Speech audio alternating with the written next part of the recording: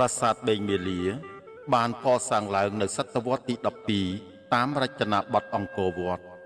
សង់លើផ្ទៃដីរាបស្មើទំហំ14ហិកតាដែលមានកំពែង3ជាន់ប្រាសាទបេងមាលាត្រូវបានសាងសង់ឡើងដើម្បីឧទ្ទិសថ្វាយដល់ព្រះអាទិទេពក្នុងព្រហ្មញ្ញសាសនានិកាយវិស្ណុនិយមប្រាសាទនេះមានទីតាំងស្ថិតនៅភូមិបេងមាលា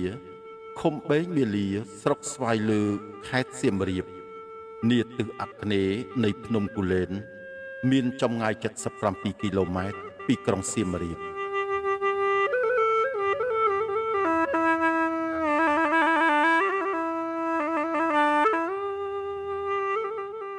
តាក់ទងទៅនឹងឈ្មោះប្រាសាទនេះវិញ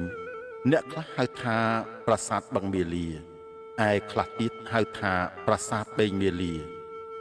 យើងមិនមានភស្តុតាងដាច់ណាត់កំណត់ឈ្មោះប្រាសាទនេះថាអ្វីឲ្យប្រកាសនោះឡើយត្បិតឈ្មោះដែលហៅមកនេះមិនមែនជាឈ្មោះដើមរបស់ប្រាសាទនេះទេ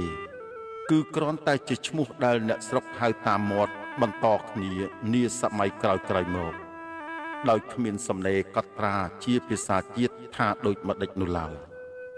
អ្នកស្រាវជ្រាវជាតិបារាំង Louis de la Porte មកដល់ប្រាសាទនេះនៅឆ្នាំ1880ក៏បានហៅប្រាសាទនេះថាបឹងមាលាដោយមានពន្យល់ពាក្យហៅថាបឹងផ្កាឈូក